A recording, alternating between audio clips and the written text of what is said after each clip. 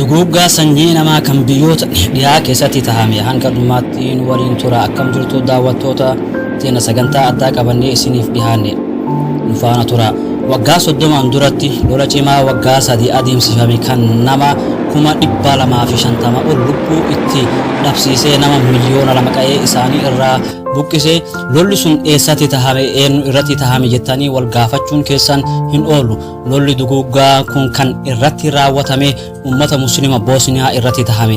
Eegaa mata duree guyyaa har'aa irraa dubbanneen booda of duuba deebinee bal'inaan haa ilaallu nu faana tura isiniin jenna. Ummata musliima Boosniyaa irratti duula banuudhaaf biyyoota jahatu tokkoome. Isaanis Serbiyaa, Kroweeshiyaa, Yugoslaaviyaa, Montenegro, Sloveeniyaa fi Makedooniyaa jedhamu. Pirezidaantichi duula san hoggane Joosef Tiitoo jedhama. Bara 1970 keessa filannoo paarlamaa biyya Serbiyaa keessatti taa'ee barcuma paarlamaa kan injifate nama maqaan isaa ASDA jedhamu kan amantiidhaan musliimaa ta'edha. Kroweeshiyaa fi Sloveeniyaa mootummaa Yugoslaaviyaa irraa cituudhaaf labsatanii erga mootummaa lameen kun cinna isaanii mootummaan Serbiyaan haalaan dallanee waraana guddaa itti ergee mootummoonni gamtooman nagaa eegsisuudhaaf daddaffiitti waraana guddaa jidduu kaayan.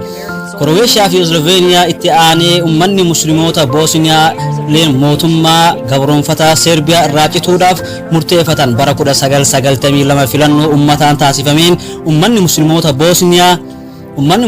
Boosniyaa dhibbarraa 99 injifatanii cituudhaaf murteeffatanii labsatan. Cinna isaanii erga labsataniin booda mootummaan Serbiyaa haalaan dallanee waliigala mootummaa jahan Yugoslaaviyaa gargaarsifatee duula cimaa ummata musliimoota Boosniyaa irratti taasiseen biyya Boosniyaa guutuu harkatti galfatee lubbuu nama 250 ol ajjeesee nama 165 reenfaa danqaraa keessaa arganii kanneen ajjeesanii reenfaa dhoysanii awwaalan tilmaama ol.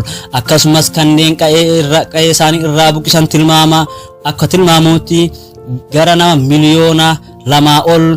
Akkasumas shamarran gudeedduu fi manneen ummataa barbadeessanii qabeenya ummataa mancaasanii gocha suukanneessaa gurri namaa dhagahuuf hin dandeenye musliimoota Boosniyaa irratti raawwatan.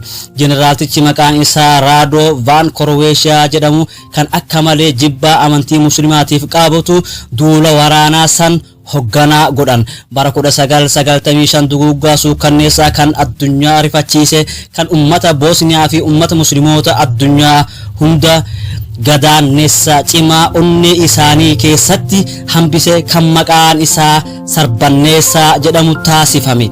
Daawwattoota kabajamtoota YouTube chaanaalii keenyaa sagantaan keenya kan guyyaa har'aa asumarratti raawwata. Hanga kutaa lammaffaatiin wal deemutti nagaan nu turan affeerraa keenya. YouTube chaanaalii keenya share, subscribe, like godhuun hin dagatinaa isiniin jenna.